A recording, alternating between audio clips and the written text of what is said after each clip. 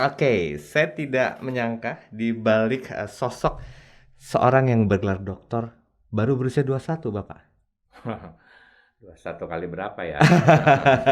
Tapi sebenarnya semangatnya sih 21 terus Semangatnya ya. 21 ya. Gimana bisa gitu loh, di balik aslinya punya semangat 21? Ya, kita bergaul sama yang 21-an gitu. Anak milenial. Khususnya anak saya ya. Berapa putra-putri, Pak? Saya 4 orang ya. Empat orang. 3 pria, 1 wanita. Oh, 3 pria, 1 wanita. Belum bercucu. Cucunya 8. Wow, semangat masih 21 ya. 8, 7 kali ya. Semangat masih Sampai 21 lupa ya, Pak ya. ya. Bapak 21. integrasi.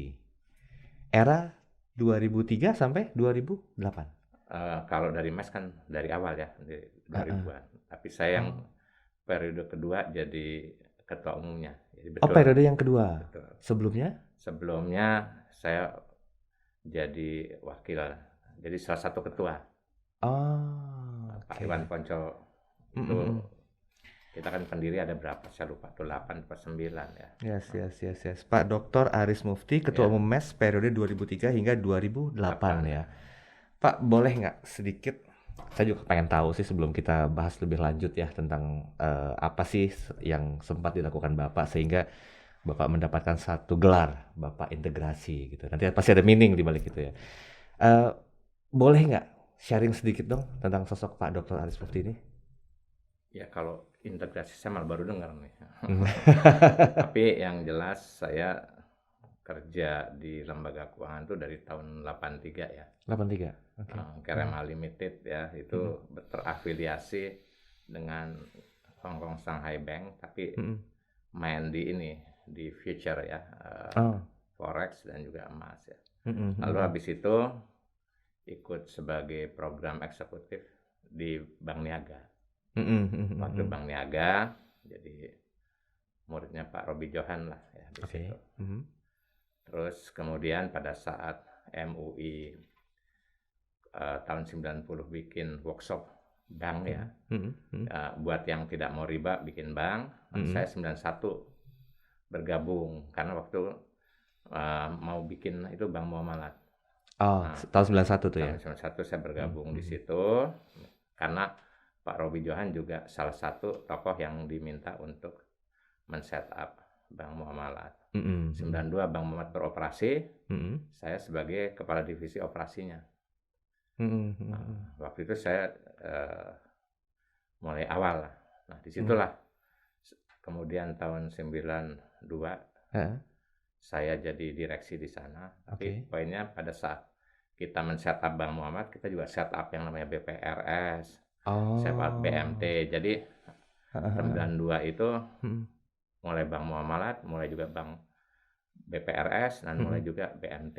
Ya, Mhm. Mhm. Baitul Mal Tanwil. Mhm. Terus Mhm. lahirlah Takaful.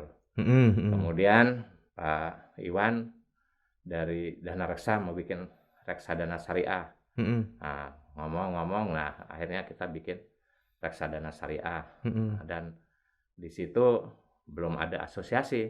Mhm. Ya sudahlah kita bikin. Nah, karena Mhm. kita waktu itu ngumpul yang chemistry-nya sama ya, Mhm. bikin supaya bisa yang namanya ada asosiasi untuk bisa melahirkan yang lain-lain. Oke.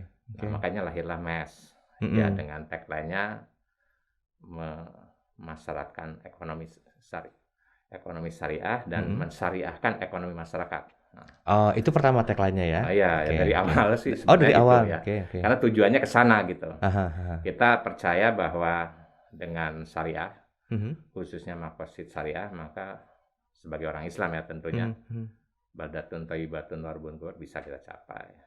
Tanpa Oke. itu kita nggak bisa lah. Ya. Berarti mulai dipercayakan untuk amanah memimpin MES sebagai ketua umum 2003 ya berarti ya? 2003 setelah periode pertama, Heeh. MES itu kan berdiri di awal 2000-an ya. Mhm. Mhm. Nah, sebelumnya kita juga bikin waktu itu dibantu sama Pak Iwan juga ya Aha. ketemu 99-an lah itu bikin 99. PNM ya yang Oh iya, sekarang apa? Nasional Madani ya? ya Nasional Madani itu Mhm. Pak Habibie. Mhm. Itu juga sebenarnya tujuannya adalah syariah. Cuman Mhm. karena Mhm. dia BUMN kita samarkan jadi Madani. Madani itu kan mudun. Heeh. Heeh. Mudun itu adalah tamadun, beradab ya. Heeh. Modern kalau ke Amerika dan Eropa, kalau ke Malaysia jadi Madani. Jadi Mhm, mhm. mudun, Madani, modern tuh akar katanya sama. Nah, itu nama Mhm. dari Pak Habibie. Tujuannya Ya, adalah ya. membuat masyarakat Madani. Nah, Mhm, gimana mhm. caranya? Ya harus dikasih modal. Modal utama Mhm, bukan mhm. uang, modal sosial. Oh, oke, oke. Ya, karena Pak Habibie itu dengan 5K-nya sebenarnya Mhm, simpel. Pak Habibie itu ngajarin ke saya khususnya kalau bangsa dan Indonesia mau maju, mhm. ya pertama harus beriman katanya. Makanya dia namanya imtak gitu. Mhm, Ya, mhm. iman takwa. Nah, Mhm. kalau imtak itu juga berarti dia juga beradab atau Mhm. berakhlak. Ya, jadi Oke. beriman dan beradab itu jadi Ya. imtak. Yang ketiga dengan ikro itu berilmu, ulil albab. Mhm. Berarti iptek. Jadi kalau kita masyarakatnya beriman takwa dan beriptek, Mhm. otomatis kita akan jadi negara adidaya. Gitulah. Oke, Nah, itu oke. salah satu cara untuk namanya syariah. Nah, Oke. syariah itu sebenarnya adalah cara jalan untuk menuju kesejahteraan. Karena Mhm, jalan ke mhm. sungai gitu syariah. Nah, karena di Arab kan barangkali Heeh. orang tuh nggak ada sungai, nggak ada apa. Jadi syariah tuh kira-kira al-falah yang menuju kesejahteraan. Nah, Oh. sejahteranya gimana caranya? Ya Mhm. makosid syariah ya. Ya kalau di kita sebenarnya itu 5 sila Pancasila ya. Mhm, Sila mhm. pertama adalah ketuhanan yang Maha Esa itu din ya. Nah, itu Iya. Mas sudah merumuskan bahwa Oh. yang namanya makosid syariah Mhm. dengan Pancasila itu satu gitu. Jadi Mmm. pendiri Republik kita ini tahu ini budayanya, ya makanya disesuaikan dengan budayanya 5 sila itu. Tapi kalau Oh, diterjemahkan oke. sila pertama yaitu din, ya kalau sila Mhm. kelima itu mal, ya. Mhm, mhm. Berkemanusiaan itu adalah nasal gitu. Mhm, mhm. Mufakat itu akal gitu. Mhm, Nah, mhm. jadi tujuannya sama. Nah, dunia juga sudah mempraktekkan dengan namanya SDGs ya. Mhm, mhm. 17 SDGs. Nah, itu sebenarnya target-target daripada MES itu semua itu. Berarti dari awal pendirian tuh udah punya visi misi yang, Oh ya semulia udah, itu gitu ya? udah. Karena Heeh. konsep dari syariah itu kan rahmatan lil Lil alamin alamin, ya. betul. Dan itu paling gampang adalah yang sekarang Muhammadiyah. Heeh, heeh. Awalnya itu adalah Al-Maun kan, kalau Kiai Mmm. Haji Ahmad Dahlan itu Ya. pas tuh. Artinya kalau masih ada yang miskin di Indonesia ini, masih Mhm. ada yatim piatu yang tidak terawat gitu, Mhm. maka kita pendusta agama gitu. Iya, iya, betul. Itu Nah, tanggung jawab sosial kita bersama gitu betul. ya. Nah, MES itu mau menghapus pendusta agama sebenarnya. Simpelnya gitulah. Oke, Pak Dokter Arif, organisasi di Indonesia itu banyak gitu ya. Hmm. Ada yang profit, ada yang non profit, ada yang memang itu sebagai bentuk pengabdian total sajalah kepada bangsa ini. Kenapa harus milih MES sih? Kenapa nggak organisasi yang lainnya? Karena setiap orang juga harus butuh uang kan untuk bisa memutar roda perekonomian di keluarga. Apa yang menarik dari MES sih, Pak? Sebetulnya bukan memilih ya. Karena Dipilih. kalau saya kan men-set up gitu. Waktu Oke. itu saya sebagai institusi di Bank Muhammad kan belum banyak institusi Mhm. syariah yang lain. Mhm, mhm, mhm. Jadi lonely gitu, feel Iya, lonely. iya, Nah, iya. gimana kita mau merubah Indonesia menjadi tadi Mhm. masyarakat ekonomi syariah atau mensyariahkan ekonomi Masyarakat. masyarakat? Nggak mungkin kan kalau sendirian. Ya, Nah, ya. ini kebetulan dapat teman lah itu sekitar 9 ya, Pak Mas Iwan yang Mhm, mhm. yang rajin ngumpulin ya. Mhm. Ada Arwin Rashid, ada berapalah yang nanti bisa lihat di sejarah MES. Maklum saya kan udah 21 ya umurnya. 21 dan ya mohon maaf habis Iya, iya. kena COVID jadi ada beberapa Gitu ya. ingatan yang agak agak ini ya, alhamdulillah udah negatif. Mhm. Nah, jadi kita melihat bahwa kekuatan Islam itu kan di jamaah, Iya, iya. ta'awun, Mhm. sama-sama. Nggak mungkin kita sendiri. Nah, karena itu kita Betul. bikin MES. Jadi Mhm. bukan pilihan karena waktu belum ada yang dipilih. Kita membuat Oh, satu organisasi yang bisa nanti mengayomi oke. Ya. dan bisa membentuk organisasi lain, Mhm. bisa membantu regulasi. Nah, Mhm, mhm. cita-citanya ke sana sih gitu lah kira-kira supaya Oke. yang namanya ekonomi syariah itu menjadi tuan rumah di negeri sendiri. Ya, karena kita Mhm. mayoritas agama Islam, jadi kita Betul, negeri sendiri betul. artinya karena kita mayoritas ya wajar dong kalau Mhm. yang digunakan adalah ekonomi yang berbasis mayoritas tadi ya, yang Oke. memang juga al-falah menuju kesejahteraan. Iya. Berarti di usia 21 ini sebetulnya kalau secara pemikiran Pak Arif sendiri, ada satu kemajuan yang mungkin itu menjadi satu, oh gimana ya bahasanya tuh, oh ini Arif banget deh gitu lah. Apa kira-kira Pak? Momentum apa Ya, yang membuat Bapak 21 bangga? ini kan usia MES ya. Nah, Ya. makanya kita mempunyai spirit itu. Jadi jujur saja kalau soal kemajuan banyak ya. Mhm, mhm. Artinya dari yang saya berpikir paling penting gini lah. Dulu waktu MES berdiri Mhm. itu adalah bukan pejabat ya. Ada yang situ Pak Supriyadi almarhum, justru habis itu dia jadi Menteri Keuangan. Oke, kira-kira iya, ya. iya, iya. Jadi waktu itu dia sebagai rata-rata sih sebagai CEO ya, sebagai direksi BRI, Arwin Rashid direksi apa saya lupa gitu ya. Pak Iwan CEO gitu, saya juga sebagai direksi di BUMN. Nah, kita belum ada itu namanya pejabat di situ. Nah, sehingga pada saat di awal kita membuat institusi itu jujur saja ya, karena waktu itu chemistry-nya masih rada-rada alergi terhadap syariah. Nah, jadi supaya kita bisa berjuang bersama secara berjamaah, kan kalau berjamaah kan leverage-nya 27 kali. Iya, Kalau iya, sholat kan betul. 7 kali, kalau Betul. berjamaah dalam bisnis muamalah juga seperti itu. Nah, kita bikin itu. Nah, disitulah makin banyak yang ikut, sehingga disitulah yang saya katakan sampai usia 21 itu metamorfosenya bagus sekali ya. Mulai yang tadinya umumnya adalah para profesional, makin heterogen ya, pejabat masuk. Nah, akhirnya bahkan yang pada saat periode ketiga ini, menurut saya itu adalah transformasi yang bagus ya. Ketua MES itu adalah pejabat tinggi di Indonesia, khususnya OJK ya. Kalau diganti OJK, sekarang Menek BUMN. Nah, apa yang membuat saya jadi merasa bagus? Dulu gitu alergi orang. Bahkan ya untold stories tanpa saya sebut nama ya, itu ada seorang pejabat tinggi di Indonesia yang akhirnya nggak lama jabatannya karena dianggap dia terlalu pro mengangkat pejabat-pejabatnya adalah pengurus-pengurus atau anggota MES gitu. Tunggu. Nah. Saya pernah dengar cerita itu sih. Iya. Untold story ya. Ya, untold story ya nggak apa-apa Yes. kalau ini saya sebut. Tapi saya kan nggak sebut periodenya kapan ya. Betul. Jadi waktu itu justru rada dimusuhin gitu ya, karena dianggap mohon maaf Islamisasi. Padahal kita kan bicara tentang kesejahteraan. Tapi sekarang kan luar biasa ya, presiden sendiri yang menjabat sebagai ketua komite Next ya. Nah, itu kan Next juga itu salah satu hasil dari perjuangan MES juga gitu ya. Yang kedua, laksana hariannya wakil presiden dan juga mantan ketua MUI dan DSN. Anggota-anggotanya menteri-menteri, bahkan ketua MES-nya itu Menek BUMN. Jadi poinnya adalah kita nggak berbicara lagi penerimaan di pemerintah. Sekarang ini tinggal eksekusi. Dulu perjuangan kita adalah supaya bisa diterima. Mau bikin undang-undang sukuk aja, ya mohon maaf itu luar biasa sulitnya. Kebetulan pejabatnya adalah Muslim, jadi dia merasa lebih tahu. Kita goalnya bisa ditanya ke Pak Iwan nanti ya. Itu goalnya justru saat pejabatnya non Muslim. Ya dia nggak bisa berdebat yang gitu-gitu ya. Udahlah, bagus. Nah, akhirnya kita sekarang lihat kan sukuk negara kan mendominasi. Gitu. Apalagi ada BPKH. Ya, perjuangan MES itu ya termasuk BPKH. Tentu dan organisasi lain. Yang paling penting menurut saya yang bagusnya MES itu adalah dia menjadi fasilitator dan juga provokator untuk terbentuknya asosiasi, bahkan asosiasi-asosiasi itu jadi disatuin gitu ya. Jadi sekarang menurut saya udah cukup bagus ya asosiasi yang untuk arah profesi MES, kalau yang arah akademisi IAEI yang dijabat oleh Ibu Menteri Keuangan dan saya juga ada di sana. Ini kan udah sesuatu yang bagus. Nah, di pemerintah udah ada namanya Next. Tinggal harmonisasi dan sinkronisasi ada di regionnya, dan di regionnya itu presiden yang dilakukan oleh Wapres. Jadi kalau kita baca Ar-Rahman tuh nikmat mana lagi yang kau dustakan, sebenarnya udah nggak ada. Nah cuma masalahnya di eksekusinya ya. 21 tahun itu harusnya kita bisa berbuat banyak. Saya bandingkan nih ya, mohon maaf, Korea ya. Korea itu hanya dia mematok ya namanya Arat 11 ya, Tuhan tidak akan mengubah nasib satu kaum kecuali kaum itu mengubah dirinya sendiri ya.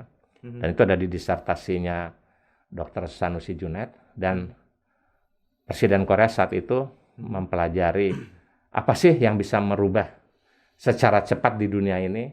Nah, dia mempelajari konon satu-satunya itu adalah Nabi Muhammad SAW yang hanya dalam waktu 10 tahun di Madinah merubah Madinah, menguasai Makkah, menguasai Jazirah Arab, lalu dunia. Jadi hanya 10 tahun. Nah, dipelajarilah oleh mereka. Akhirnya strategi hijrah Nabi itu dibikin. Namanya Gerakan Masyarakat Madani. Nah, Samudong itu namanya adalah Gerakan Masyarakat Madani. Yang berawal dari desa-desa. Jadi Saya Maul itu adalah masyarakat atau desa. Ya, desa baru, desa madani, desa yang beradab, desa modern ya. Nah, Undong itu gerakan. Jadi dia mengikuti itu yang namanya Korea yang 2 hari lebih duluan merdeka, dulu nomor 2 termiskin di dunia, berubah menjadi negara seperti ini.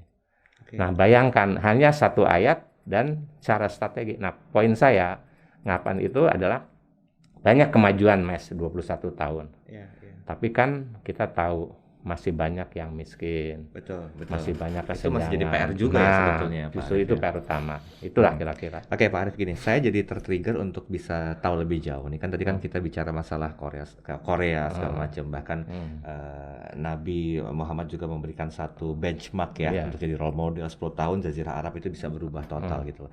Yang ingin saya tanyakan begini, Pak Arief, apakah ada satu bentuk komitmen di era kepemimpinan Bapak saat itu yang sampai dengan saat ini masih dijalankan, Pak? Karena zaman juga udah berubah, era sudah digital semuanya, keterlibatan teman-teman di MES juga udah banyak yang mereka tuh kaum milenial gitu, yang kadang-kadang harus beradu pendapat juga dengan dalam tanda petik nih ya Pak, sorry itu saya harus menyampaikan orang-orang kolonial yang masih bertahan dengan prinsipnya dulu. Masih ada nggak kira-kira dilakukan sampai dengan saat ini sebagai prinsip dasar utama untuk keberlangsungan MES ke depan? Ya, jadi prinsipnya sih sebenarnya sama. Mungkin caranya yang berbeda. Jadi prinsipnya kan dari awal kita ingin satu ya, maqasid syariah.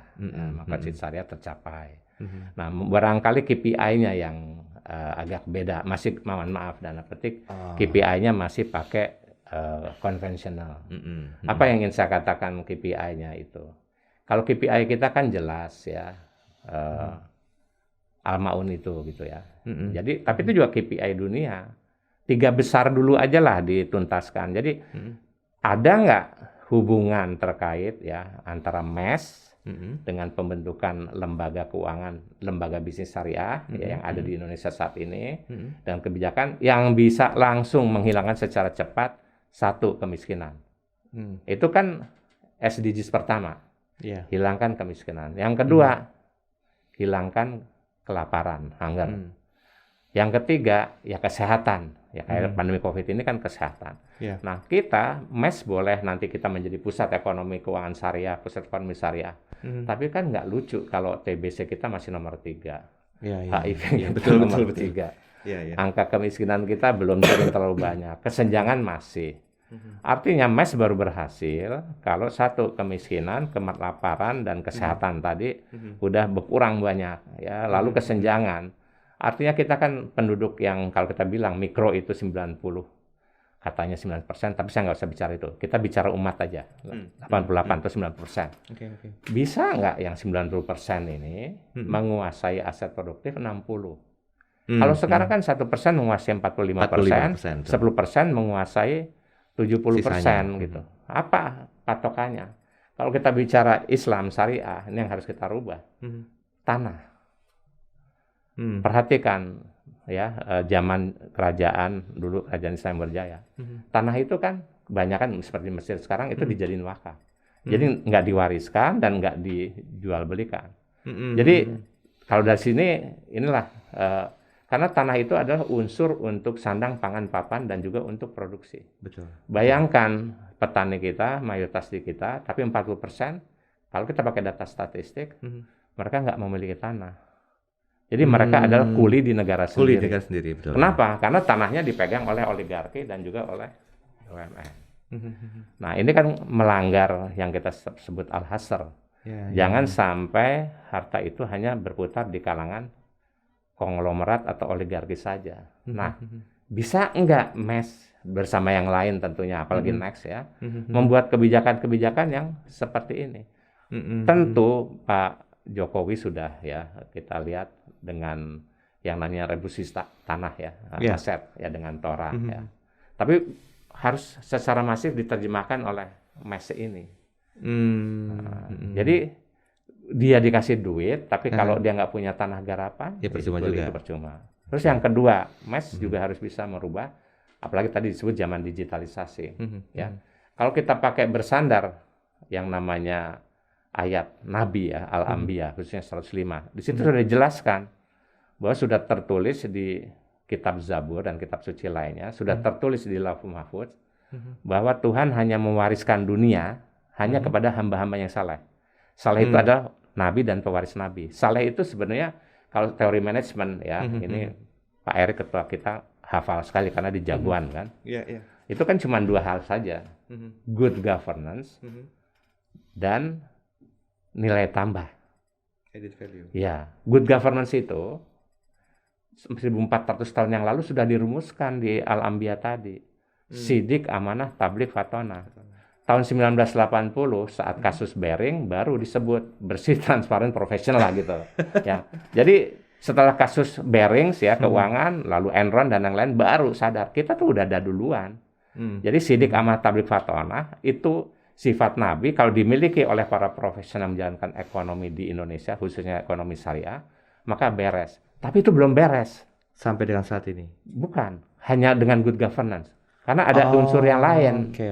Apa unsur yang lain? Sebaik-baik manusia adalah yang paling banyak memberi manfaat. Nah, lembaga keuangan kalau tidak memberi manfaat, walaupun dia sidik, amanah, tabligh, fatonah, ya tetap ambyar.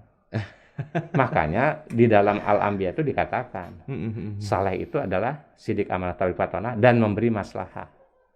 Makanya maslahah itu kita bicara apa? Yang paling banyak memberikan maslahah, yang paling murah, paling fiturnya bagus, paling cepat, paling aman, paling halal dan thayyib.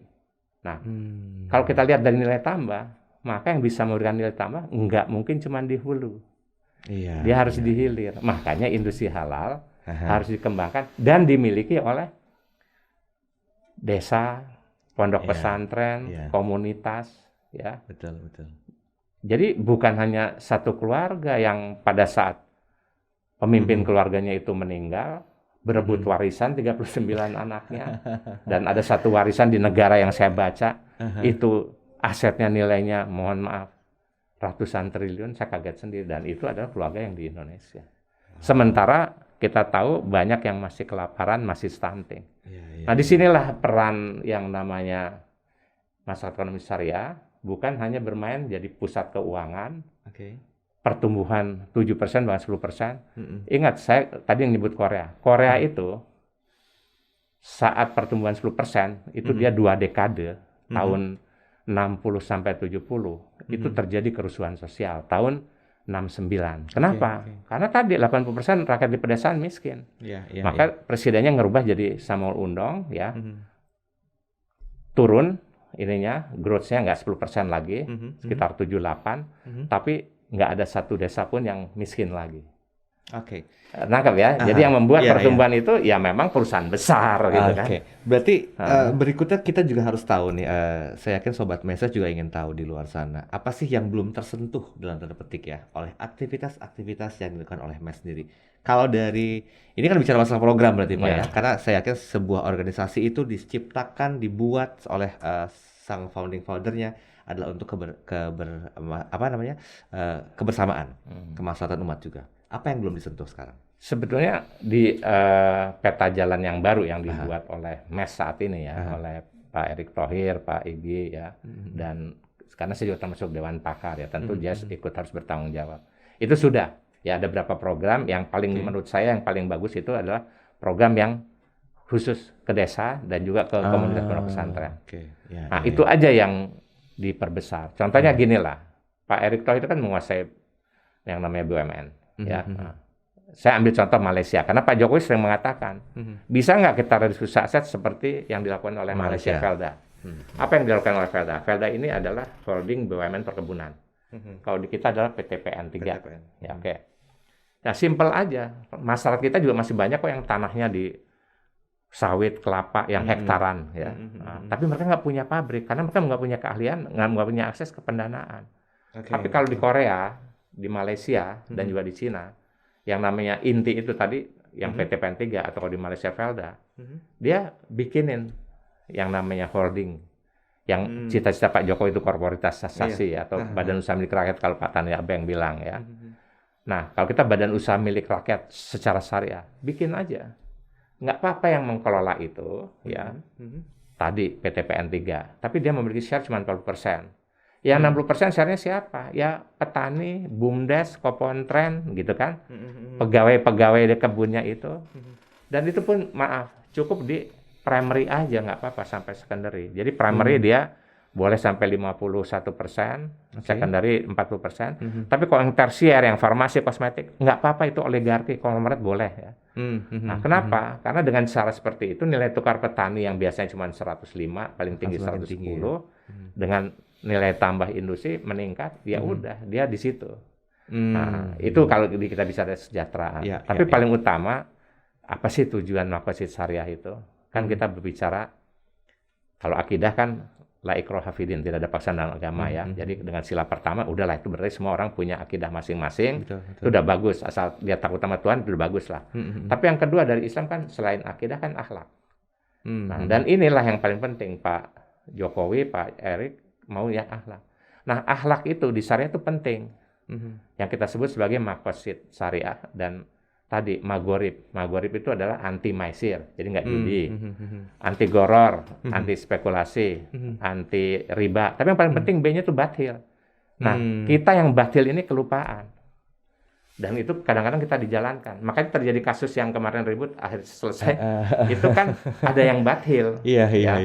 Batilnya itu bisa di BUMN-nya, di perbankan syariahnya yang konsorsium, atau justru di nasabahnya. Tapi udah selesai kan ya? Ya udah selesai. Tapi kan enak tuh buat nasabahnya. Selesai. Dia kan termasuk, mohon maaf tanda petik, konglomerat. Tapi saya jujur saja, saya ingin mengatakan yang di level bawah, yang BMT dengan pandemi ini, banyak yang restructuring belum selesai. Dan dia nggak bisa teriak seperti yang dilakukan oleh setuju. Yang konglomerat itu. Konglomerat tadi. Makanya saya agak provokasi. Saya bilang, kalau kamu nggak selesai sama konsorsium, dia nggak konsorsium dengan Bank Syariah, udah kamu ke Deddy Kobusi aja, minta di podcast, atau datang ke MES minta di podcast kan, ya tapi jangan maki-maki. Seperti yang kita ulas di sini aja ya. Ulas ini masalahnya apa ya nanti, insya Allah Pak Igi akan turun selesai gitu. Kita ngopi dulu Pak. Silakan Pak. Ini sambil nungguin pembahasan berikutnya nih. Saya boleh minum ya? Silakan. 21 tahun MES menebar manfaat untuk umat berdaulat. Apa udah total dirasakan umat berdaulat itu merasakan manfaat dari MES?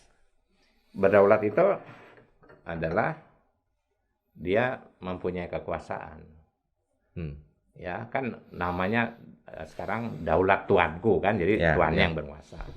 Kita dulu sering menawan demokrasi itu adalah daulat rakyat, rakyat yang berkuasa. Apa betul rakyat berkuasa? Mungkin berkuasanya hanya pada saat pemilihan aja ya. Demo berkuasa juga kan? Kenapa? Demo, tapi yang namanya berkuasa dia bisa merubah gitu. Bendera putih, rebus batu berkuasa juga. Jadi kalau kita mau melihat itu siapa yang berkuasa, saya hanya ingin menyitir saja kalimat dari Lord Disraeli ya. Dia mantan Perdana Menteri Inggris ya, etnis Yahudi. Dia berkata, di belakang kekuasaan seorang raja, di belakang kekuasaan seorang Perdana Menteri, Presiden sekalipun, ada yang lebih berkuasa. Tapi dia stop sampai di situ aja pernyataannya. Lalu yang namanya Baron Rothschild itu mengatakan, silahkan kalian mempunyai industri apapun, mempunyai kekuasaan apapun. Saya cukup dengan menulis secari kertas, maka kekuasaan itu akan pindah ke saya. Wow. Nah, ingat Baron Rothschild itu adalah seorang banker, tapi kalau di Amerikanya dipanggil juga bankster, ya banker ya gangster. Poinnya adalah surat itu surat utang lah gitu. Jadi biar kita bersusah payah membuat industri apapun, ya, kita dengan surat utang itu kita bisa mengambil alih. Itu cara konvensional. Tapi kalau cara syariah kan bagi hasil nggak mungkin itu.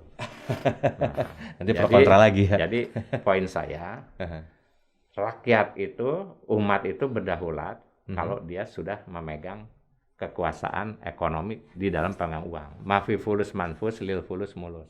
Jadi dari situ kita langsung bisa ngelihat dong, siapa sih pemegang kekuasaan khususnya di keuangan tadi. Makanya kekuatan utama ekonomi khususnya syariah itu justru di wakaf tunai nantinya. Itu udah mulai digencarkan kan sekarang ya? Nah, itu baru gencar. Kalau kita banyak nanti model ACT, model dompet duafa, rumah zakat.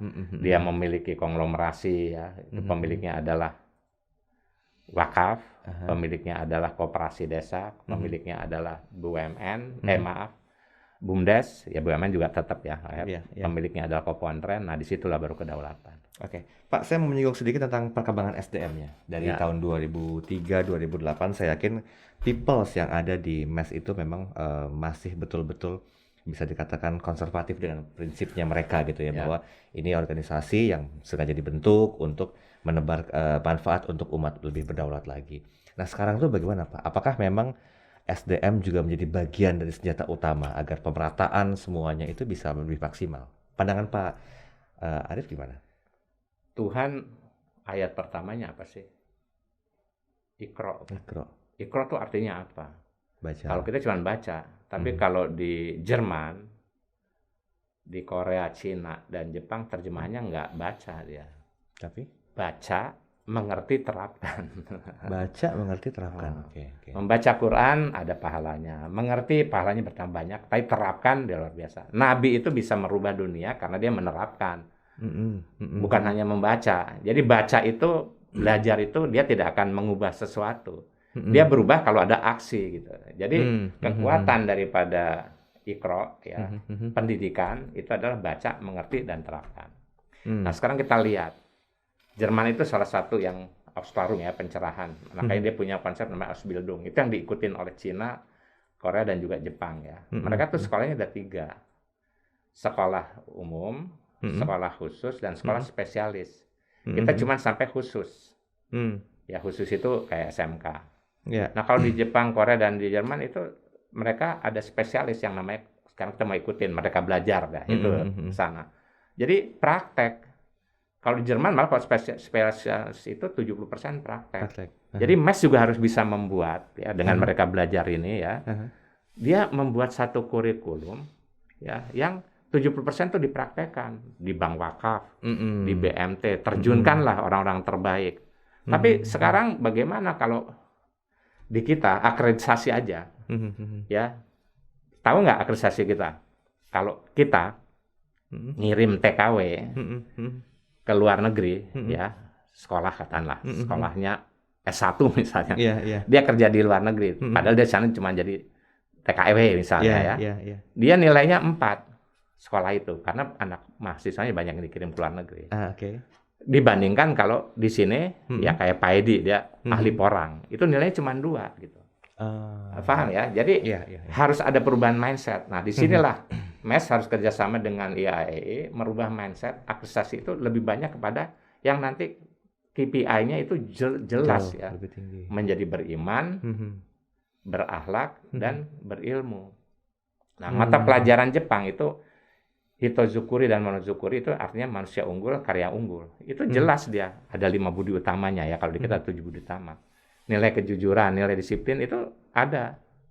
Yang namanya kalau dia telat datang, potong seperti mana. Nah, di sini nih ada yang saya kunjungin, ada SMK ya, yang Jepang ngikutin Hitozukuri dan Monozukuri. Belum lulus baru masuk SMK itu di situ ya. Baru kelas 2 dia udah di Ision sama industri-industri sebelahnya. Karena pasti bagus di situ.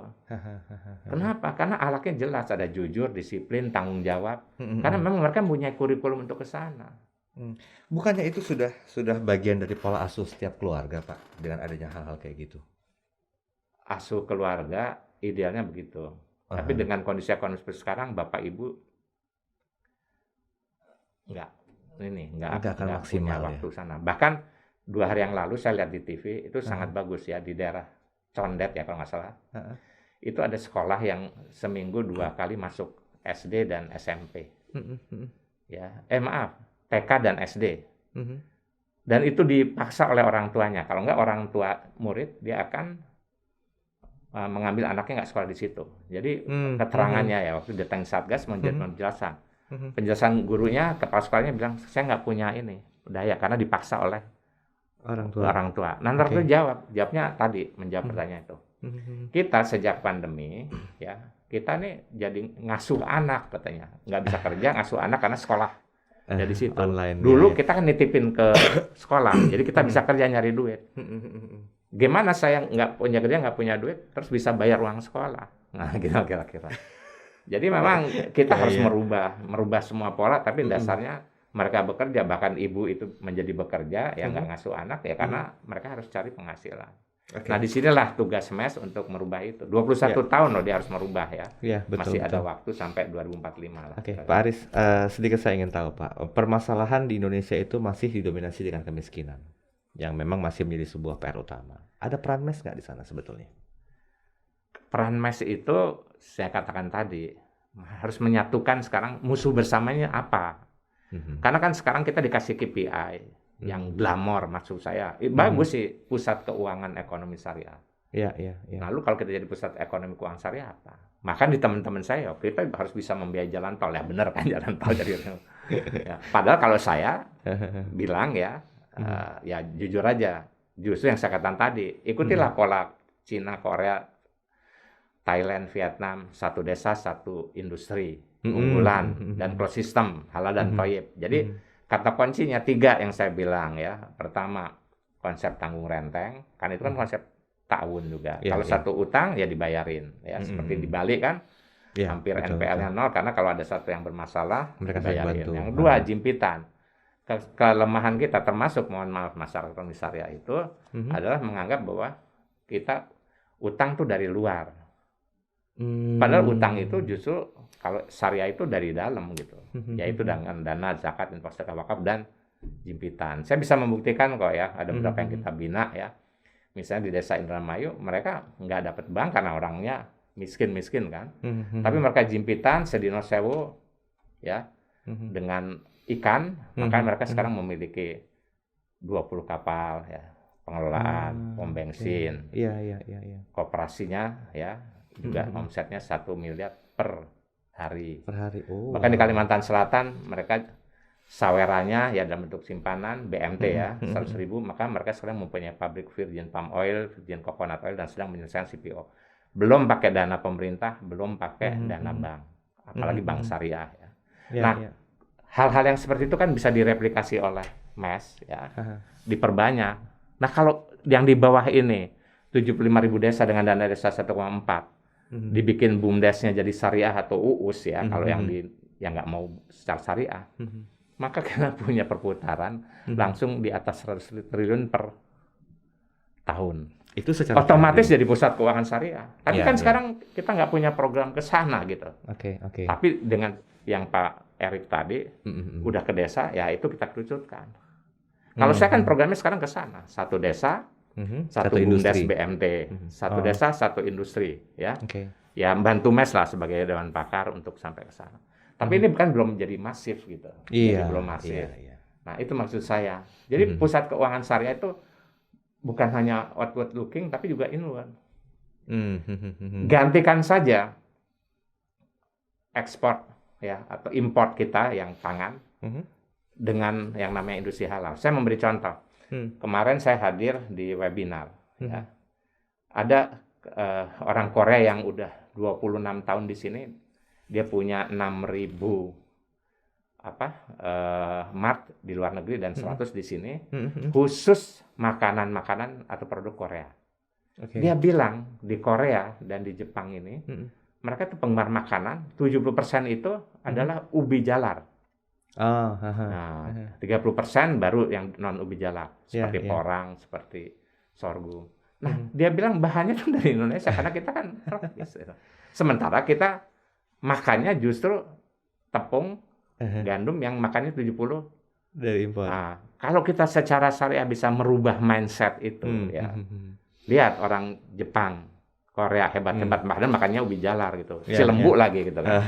Nah, jadi poin saya 21 tahun ini yang kita pegang itu adalah masih di luarnya. Yang kita rubah harus mindsetnya. Jadi yang dikatakan oleh Pak Erik Thohir itu betul. Dia mau merubah BUMN itu akhlak. Akhlak kan masalah perubahan mindset. Nah, MES juga harus begitu. Perubahan mindset kepada pengurusnya, kepada program-programnya. Apalagi kita sekarang chapter-chapter di luar negeri itu para duta besar udah banyak itu yang bisa menjadi duta-duta untuk hal tersebut. Oke, kalau kita ngomongin masalah mindset, kita kenal mungkin ada fixed mindset, ada juga growth mindset gitu ya Pak ya. Ada nggak satu bentuk aktivasi yang dilakukan oleh MES baik pusat di daerah yang sebetulnya akhirnya disadari itu adalah bagian dari pembentukan growth mindset? Apa kira-kira? Bapak masih ingat nggak satu aktivasi apa?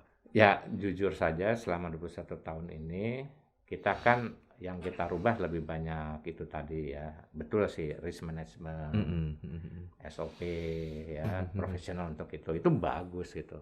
Tapi ingat, Nabi itu nih sebagai apa? Mungkin closing ya. Nabi itu apa sih hebatnya? Nomor 1, dia yatim piatu. Nomor 2, dia miskin. Nomor 3, dia umi, tidak bisa baca tulis sampai dia Iqra ya, turun. Yang keempat, dia tinggal di daerah yang sumber daya alamnya cuman ada ontak sama korma waktu itu. Yang 5, jahiliyah. Apa hebatnya Nabi yang bisa merubah itu? Kan Nabi itu uswatun hasanah untuk apa? Ahlak. Jadi beriman, beradab, berakhlak, berilmu. Dia kan jadi hebat, dari umi jadi hebat karena ditutor sama yang namanya malaikat Jibril ya, di Gua Hira itu sampai dia panas dingin tuh di situ. Jadi poinnya kalau mau merubah ya merubah mindset. Caranya apa? Belajar. Gitulah kira-kira. Kenapa Nabi ada 124.000 diturunkan oleh Allah? Yang ada namanya di Quran dan di hadis itu 25. Itu kan menunjukkan bahwa untuk mengubah miliaran manusia itu 124.000 juga udah cukup. Jadi kalau kita punya 75.000 desa, 8.000 kelurahan, MES itu cukup merubah para patriot atau dakwah, pendai-pendai di desa itu yang untuk merubah mindset ekonominya. Wah, itu luar biasa. Nah, itulah kita masuk ke pendidikan. Kan kita udah punya yang namanya Sertif, kita punya pakai online. Itu gunakan materi-materi yang merubah menjadi semangat jahadu ya, kerja keras, kerja ikhlas. Yang Pak Erik bilang ya.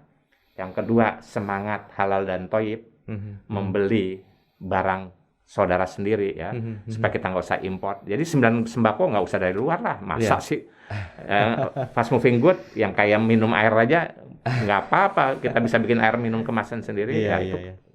Nah, yang ketiga, semangat tanggung renteng ta'awun, satu ngutang, yang lain bayarin. Tanggung renteng itu rubah, harus berani, Mas, itu lebih banyak musyarakah mudarabahnya untuk melakukan keuangannya ketimbang murabahahnya. Nggak apa-apa, murabah itu tetap syariah, tapi porsinya mulai diinikan. Nah, itu hanya bisa kalau kita tanggung renteng. Artinya nggak pakai jaminan, kalau satu ini bisa. Banyak kok contohnya. Lembaga keuangan kita yang pakai tanggung renteng. Udahlah PNM, dia pakai tanggung renteng. Betul, kan bagus hasilnya. Iya. Oke, ini kan refleksi 21 tahun MES ya, dengan tema menebar manfaat untuk umat berdaulat. Pak, jika Bapak masih memimpin MES di periode ini, apa sih yang mau Bapak lakukan? Ya, saya kan tahunnya juga telat ya. Jadi waktu saya menjabat, saya belum tahu itu. Saya tahu itu pakai strategi Nabi Muhammad SAW hijrah pada saat saya training 2016 di tiap tahun saya training kecuali pada saat pandemi. Nah, itu saya bilang, waduh, ini orang yang tidak beragama Islam, tapi dia mengikuti jejak Nabi Muhammad SAW, yang 5 itu aja, dia berubah. Makanya sejak itu saya coba, tapi kan saya udah tidak memiliki sesuatu yang seperti dulu gitu. Jadi kalau itu dipraktekkan, maksud saya yang dipraktekkan bukan Koreanya, strategi Nabi aja. Apa strategi Nabi itu? Makanya Mas itu 5 strategi Nabi aja jalankan. 1, imaratul masajid. Ya. Jadi masjid-masjid, pondok pesantren sebagai pusat merubah mental yang tadi saya katakan tadi, akidah, akhlak, dan juga pelatihan muamalah ya, khususnya syariahnya seperti apa dan prakteknya. Makanya adanya yang namanya lembaga keuangan pesantren atau desa itu digalakan ya. Yang kedua tadi Ansor Muhajirin ya, jadi balik saling bersaudara. Itu pakai digital bisa. Jadi setiap transaksi ya, makanya kita harus menguasai yang namanya digital, khususnya transaksi keuangan. Kan tadi mafulus, manfus, ilfulus, mulus. Jadi MES harus bisa membuat apakah Muhammadiyah, NU, Suku-Suku dua-duanya itu adalah pemilik daripada payment system. Sekarang kita bicara nanti, syariah enak. Silahkan dilihat ya. Apalagi teman-teman di MES ya, silahkan bantah saya. Kalau di belakang unicorn Indonesia itu ada 5 giants dari Cina, ada Four Giants dari Amerika dan Eropa. Setiap transaksi kita ada di sana, floating fund-nya di sana, fee-nya ada di sana. Nah, yang ketiga, ya tadi kita harus bersinergi. Kalau Nabi pun piagam Madinah dengan Yahudi, Hudaybiyah dengan Quraisy nggak apa-apa. Jadi nggak ada masalah. Tapi tadi halal dan thayyib ya, beli desa bela bangsa. Nah, yang keempat, lembaga keuangan mal. Kita kekuatannya di the WIS, wakaf, infak, sedekah dan hibah, khususnya wakaf tunai. Jadi itu yang galakan. Yang kelima terakhir, pasar. Abdurrahman bin Auf membuat pasar dan industri unggulan kalau diterjemahkannya, karena kita punya sumber daya alam. Jadi pasar dan industri unggulan yang dibeli oleh bangsa kita sendiri, closed system khususnya yang basic, itu adalah kekuatan utama daripada MES. Jadi halal dan thayyib itu harus disebarkan. Itu saja barangkali. Ya, boleh. Tapi terima kasih banyak Pak Aris Mufti. Walaupun dari perbincangan singkat ini, saya sebetulnya sudah membayangkan apa yang akan terjadi kalau ini ada satu bentuk kolaborasi ya, bentuk satu reuni, perbincangan, ngobrol bareng tentang bahasanya brainstorming lah antara pengurus MES yang sekarang, yang telah lalu, itu ketemu, duduk bersama untuk memajukan MES ini lebih baik lagi ke depannya. Dengan berkaca pada 5 hal tadi, sebetulnya udah ketahuan sih ya Pak Aris ya, apa sih yang harus kita lakukan, apa yang diharapkan, dan apa yang kita inginkan gitu loh. Nah, mungkin perlu dukungan juga dari masyarakat Indonesia agar ini tidak hanya menjadi sebuah siaran yang bisa dinikmati, dicerna, tapi nggak dilakukan gitu loh. Seperti yang tadi Pak Aris katakan, kita perlu action untuk melakukan ini. Kalau cuma sekedar baca, nggak diterapin juga percuma gitu ya Pak Aris ya. Oke. Yang mau Bapak pesankan, konklusi apa yang mau disampaikan sehubungan dengan 21 tahun MES, menebar manfaat untuk umat berdaulat? Baik. Kan tadi saya bilang mindset. Ya. Yang dipelajari oleh Korea terhadap apa yang dilakukan oleh Nabi, itu adalah spirit Nabi 3. Oke. Ya, yang diajarkan. Pertama adalah jihadu. Jihadu itu artinya kerja keras sampai tuntas. Jadi kalau belum selesai, kerjakan. Sampai si gagal itu bosan sama dia. Nah, itu jihadu. Manjada wajada. Ya. Yang kedua, malu. Istilah malu jadi benalu. Malu korupsi, malu dibantu orang lain. Ya. Sehingga dengan malu itu dia jimpitan. Dia tanggung renteng. Ya, gitulah kira-kira. Ya, jadi malu ya, rasa malu, berdikari, mandiri ya. Yang ketiga adalah jamaah, ta'awun, tolong-menolong dalam kebaikan. Sendiri aja udah hebat, apalagi kalau bersama gitu. Nah, kira-kira ke sana. Nah, itu tadi ta'awun itu ada tadi tanggung renteng. Beli desa bela bangsa, beli produk sendiri ya. Lalu juga jimpitan, pakai uang sendiri, jangan pakai uang orang, pakai wakaf sendiri. Nah, kalau 3 ini saja dilakukan, maka seperti di negara-negara lain mengatakan can do, will do, must do. Jadi action, jadi eksekusi. Jadi saya bisa, saya akan lakukan, saya harus lakukan. Jadi terwujud itu karena melakukan. Tentu doa perlu ya. Insight kita hari ini di edisi kali ini adalah melakukan apa yang kita bisa dengan doa pastinya. Kami ingin Anda untuk bijak mendengarkan dan bijak memahami, karena kami bijak untuk menuturkan. Mari bijak menyampaikan kebaikan bersama Message. Wabillahi taufiq wal hidayah. Wassalamualaikum warahmatullahi wabarakatuh. Waalaikumsalam.